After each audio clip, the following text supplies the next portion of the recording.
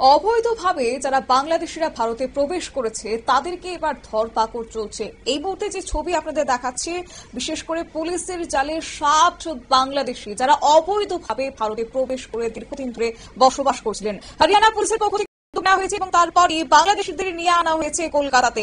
এই নিয়ে যাব বিস্তারিত, আমাদের সঙ্গে যুক্ত হয়ে আছে প্রতিনিধি সোমনাথ মুখোপাধ্যায়। সোমনাথ, হরিয়ানা পুলিশ এবার বাংলাদেশিদের নিয়ে কলকাতায় আসছে, তবে কি ধৃতদেরকে এবার বাংলাদেশে ফেরত পাঠানোর প্রক্রিয়া শুরু করা হবে, কি জানতে পারছো? ইতিমধ্যে কিন্তু 60 জনের বেশি বাংলাদেশিকে যে বাচ্চাদের এখানে কাউন্টটা করা হয়নি, নিয়ে আসা হয়েছে। কিন্তু এখনো অব্দি তাদেরকে পশ্চিমবঙ্গে নিয়ে আসার পরে তাদেরকে পশ্চিমবঙ্গ থেকে প্রক্রিয়া শুরু হয়েছে যে তাদেরকে ফেরত পাঠানো। একদম বাসে করে তাদেরকে হরিয়ানা থেকে নিয়ে আসা হয়েছে কলকাতায়।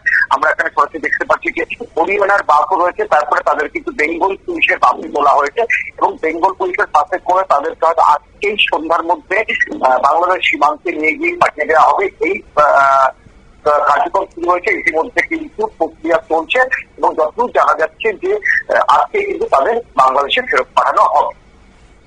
এরা মূলত হরিয়ানা রাজ্যের বিভিন্ন জায়গায় এবং দিল্লির ঠিক আশপাশ থেকে হরিয়ানা সেখানে বসবাস করছিল, বিভিন্ন রকম পেশার সাথে যুক্ত ছিল।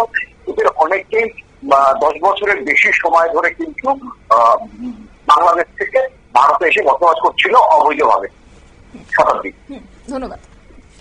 আপনারা শুনলেন, অর্থাৎ জানা গেছে যে যারা বাংলাদেশিরা অবৈধভাবে প্রবেশ করেছে, যে 60 জনকে আজ ধরেছে হরিয়ানার পুলিশ, তারা দীর্ঘ 10 বছর যাবত এইভাবে ভারতে প্রবেশ করে তারা বসবাস করছিল।